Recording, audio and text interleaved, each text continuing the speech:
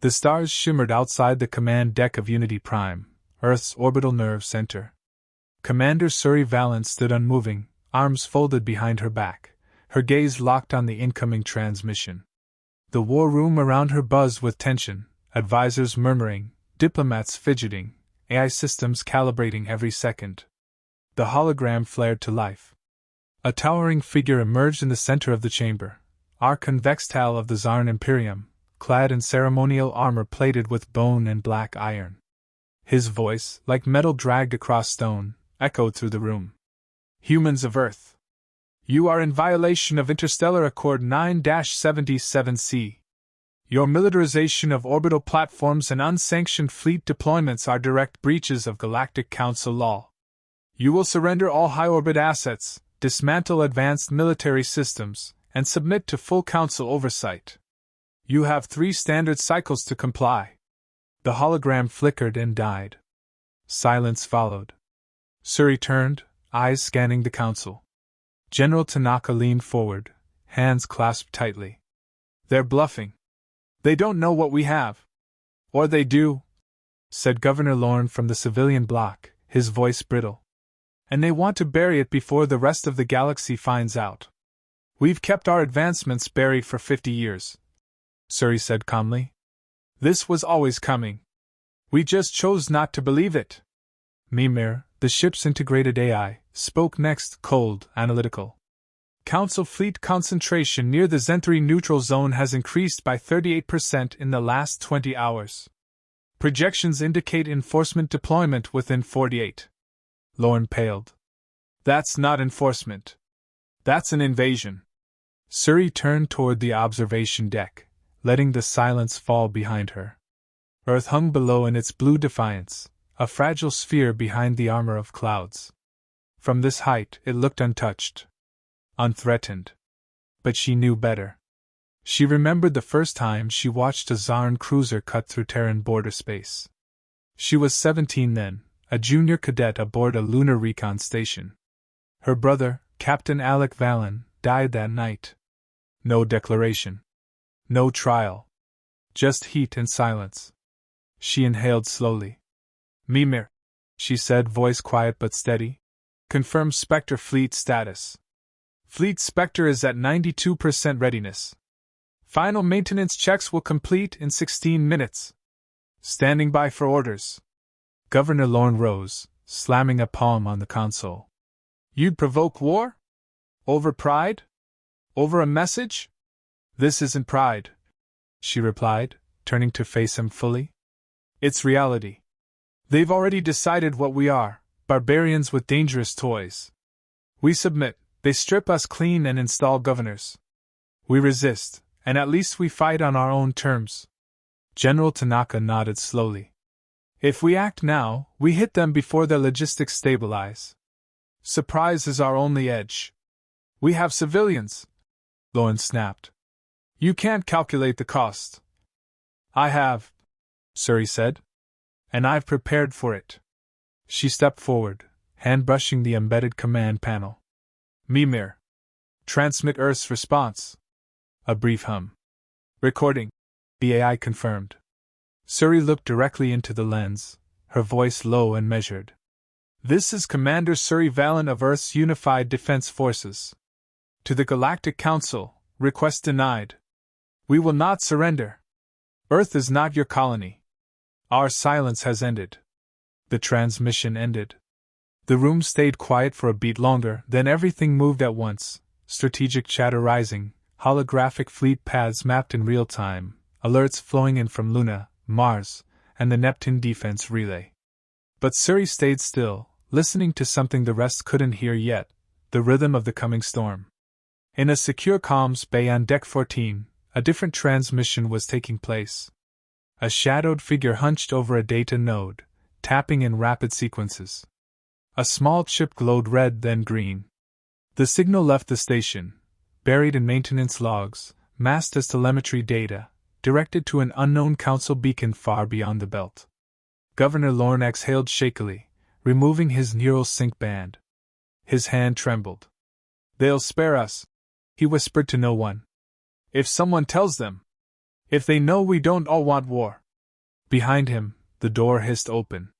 Suri's voice was calm. You just sentenced millions for the illusion of mercy. Lorne froze. We've known for days, she said. Mimir isolated the leak pattern. Only 3 people had access to those logs. Only one accessed them during a red alert. He turned, eyes wide, trying to speak, but Suri had already raised her hand. 2 security officers stepped forward. Take him to central isolation. Quietly. As they dragged him away, Suri looked down at the open console. A traitor's hope flickering in the screen. Her voice dropped to a whisper. Mercy was never their offer. Hours later, deep beyond the orbit of Pluto, Fleet Spectre emerged from shadow. 12 Earth-forged vessels, black as vacuum, slid silently through the dark. No heat trail. No engine flares. Coated in gravitic mesh and sensor null plating, they were invisible to traditional scans. At their center was the dreadnought Erebus, command vessel of Fleet Spectre, its hull stitched with adaptive alloy and neural conduits. Unlike anything the Council had ever catalogued. On Unity Prime, Suri received the ping. Fleet Spectre online. Final lock-ins complete. She opened a direct line to Admiral Reyes aboard Erebus. Reyes, she said. Take position at the Oort limit. Hold fire until they breach Sol. When they do, strike hard. No warnings. Understood, Reyes replied. And the rest? Suri paused. They expect submission. Show them what Earth actually prepared. The line cut. By the time the Council's first scout ships arrived, Earth was silent. But above the planet, in the quiet dark between stars, its shadow waited, invisible, cold, and watching. And when the time came, it would move like thunder. The Zon scout ship Jaltoric drifted near Neptune's orbit, sensors sweeping through the void. Aboard its bridge, Captain Richthal of the 8th Enforcement Armada sat back in his gel seat, claws tapping the metal armrest. His crew reported nothing. Empty space. No heat signatures. No transmissions. Then the stars blinked. 12 black shapes emerged from the dark, cutting through the silence like blades. Erebus led the formation, angular, cloaked, monstrous in scale. No preamble. No demand. No hesitation. The scout ship vanished in a burst of imploding light. By the time the Jaltoric's distress call reached the main Council fleet, 6 more ships had fallen. Each kill was surgical, engines crippled, comms fried, hulls breached. No debris, no survivors. Back aboard Unity Prime, Suri watched the real-time combat feed with an unreadable face. Spectre's ambush is complete, Mimir reported. 47 Council vessels eliminated. No Terran casualties. General Tanaka allowed himself a grim nod. That'll shake them? They weren't expecting teeth, Suri murmured. Just another species trained to beg. She turned away from the projection and walked toward the central console. A quiet tension still hung in the air. Victory, yes, but small, temporary. The Council wouldn't back down over a few losses. They'd come harder. The galaxy always did. In the spiral heart of the Anereal Council chamber, panic whispered beneath polished civility. Archon Vextal stood at the center podium, his voice cold, measured. Earth has declared open war against the Council. Their ships struck from the shadows. Their message is unmistakable. Some of the gathered delegates, draconid, crystalline, luminous, murmured among themselves. Others sat motionless, disturbed not just by Earth's audacity, but by the efficiency of the strike. Ambassador Keela of Avirath rose slowly. A slim, silver-scaled being, barely 5 feet tall, her voice was melodic but firm. Archon, she said, Earth has not declared war. They responded to your ultimatum. It was your demand that forced confrontation. Vextal's eyes narrowed. Their silence before now was deception. Their fleet violates every treaty signed since Accord Age. They are a destabilizing species. Keela held his gaze. Or perhaps they simply adapted faster than expected. A murmur rippled through the chamber. Vextal sensed it, doubt. Not loyalty. Not certainty. Doubt. That was dangerous. Back on Earth, the unified Terran Assembly broadcast live across 10 billion screens. Commander Valen stood behind a steel lectern, flanked by the emblems of Mars, Luna, and Earth. The crowd before her was silent. Billions more watched across orbital habitats, colonies, and bunkers. She spoke without notes. We did not seek war. We prepared for it. Not because we wanted to fight, but because history taught us the cost of being unready. Her voice was steady. The air around her crackled with restrained power. They came not to negotiate, but to dominate. They see Earth as a resource to carve and rule. We will not allow it. She paused, then looked directly into the camera. We're still here. And we are not alone anymore. Across the system, cheers erupted. On Titan, on the Martian rim, on Antarctic outposts. Pride. Fear. Rage. But above all, resolve. That night, Suri stood alone in Unity Prime's observatory, a glass tunnel hanging in vacuum. Below her, Earth spun peacefully. But her mind wasn't on the planet. It was on the message that blinked silently in her private neural feed. Encrypted. Unknown origin.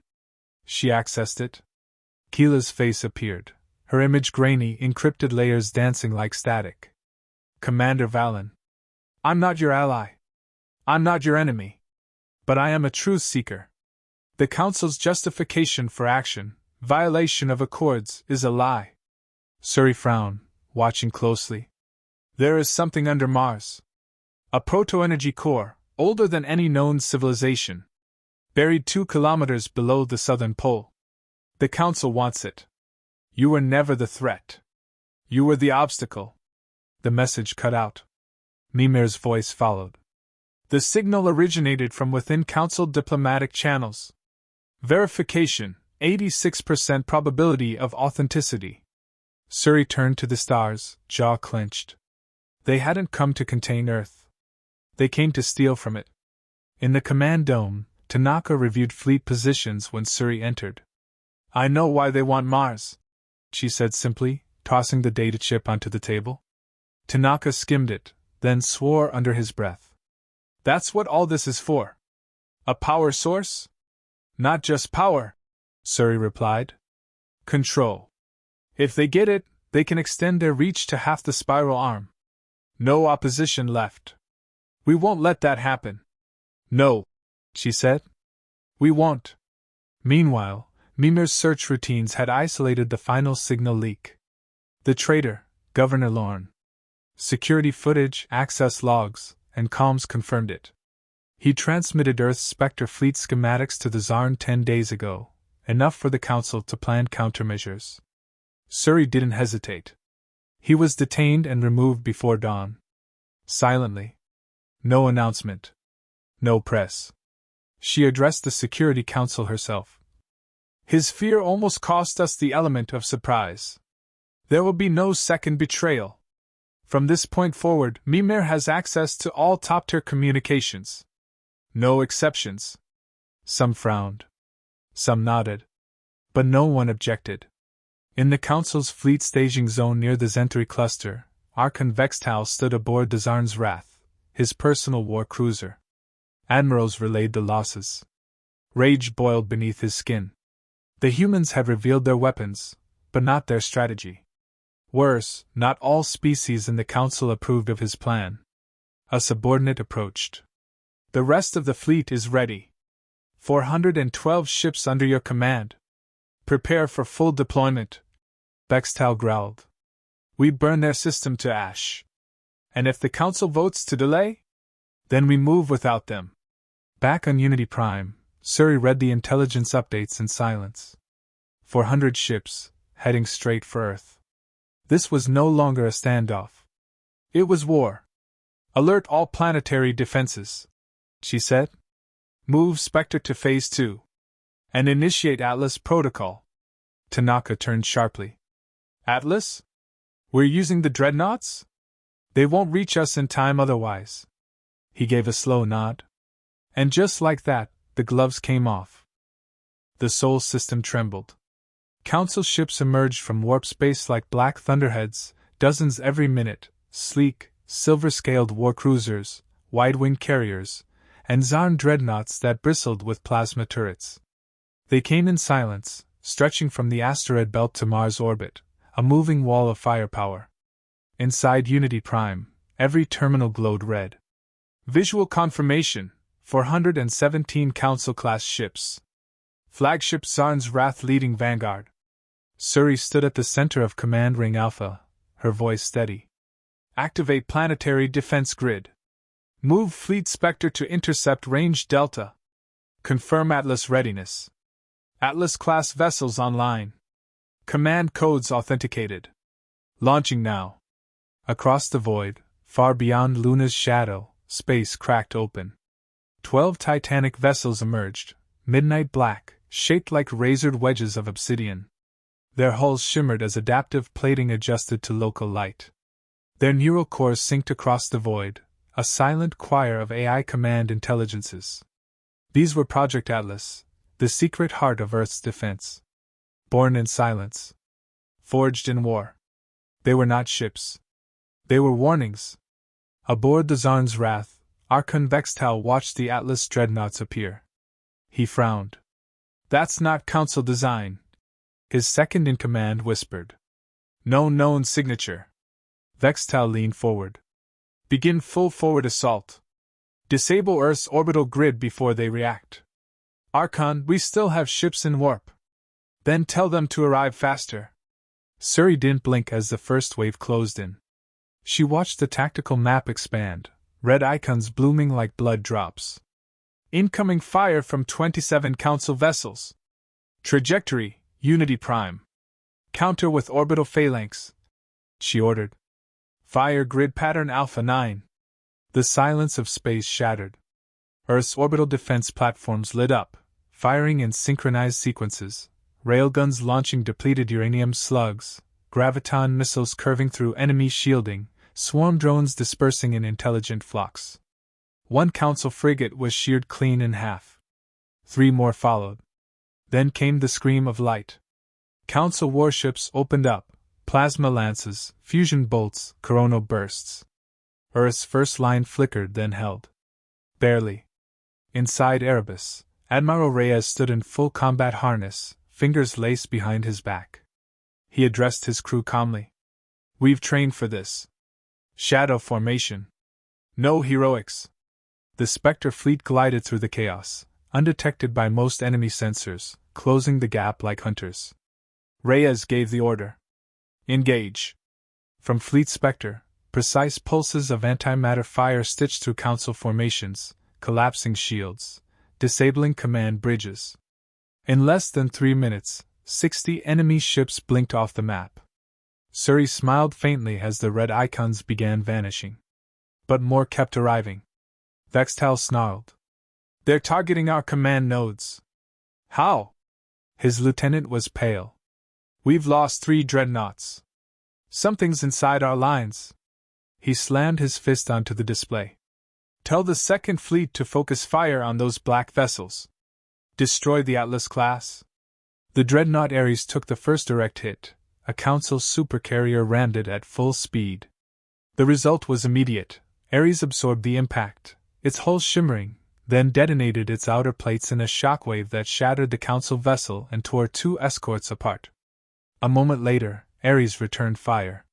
One beam, bright, silent, cut through 13 kilometers of enemy fleet. No explosion. Just disintegration. Status of Atlas 3? Suri asked. Minor hull damage.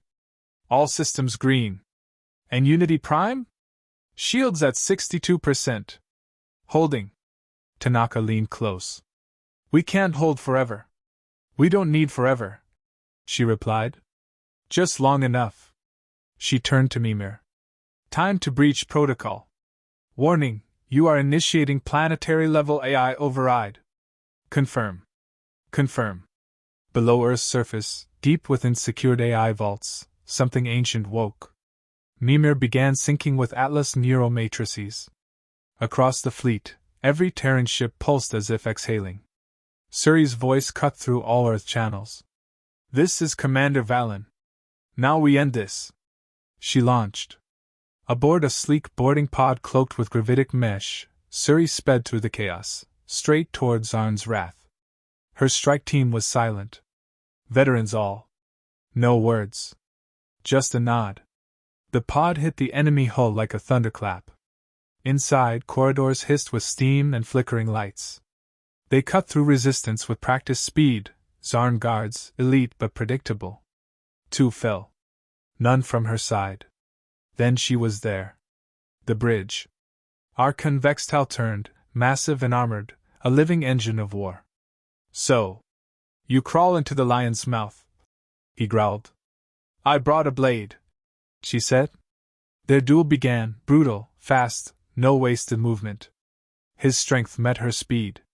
Her armor deflected his claws. His energy blade grazed her ribs. She drove a shock knife into his side. He roared. But while they fought, Mimir worked. Through Suri's implant, the AI wormed into the flagship systems, overriding encryption. Council war orders, classified commands, fleet intentions, war justifications, all exposed and broadcast. Across the galaxy, delegates saw it. Live. Proof Earth had been targeted not for lawbreaking, but for power. For a resource they tried to hide. The lie collapsed. Vextal dropped to one knee, bleeding from a dozen wounds. You think you've won? He rasped. You think this makes you safe? No, Suri said. But it makes us seen. She left him alive. Let the galaxy know who he was. In orbit, the Council fleet began to retreat. Some turned on each other. Others fled. The chain of command had snapped. Within hours, the Sol system was clear. Earth stood. 1 week later. The Galactic Council reconvened. No Zarn delegation appeared. Several species petitioned for independent alliances with Earth. Others demanded reforms. A few begged for peace. Suri received offers to represent Earth on a new governing body. She refused them all. In her final transmission to the galaxy, she spoke simply. We are not conquerors. We are not prey. We are the lion that will not break again. Earth stands free. Years passed. On Mars, a child stood in the red dusk, pointing at the sky. Above, the shadows of Earth's navy cruised silently, protectors now, not threats. Her father knelt beside her. What are they? She asked. He smiled. Reminders.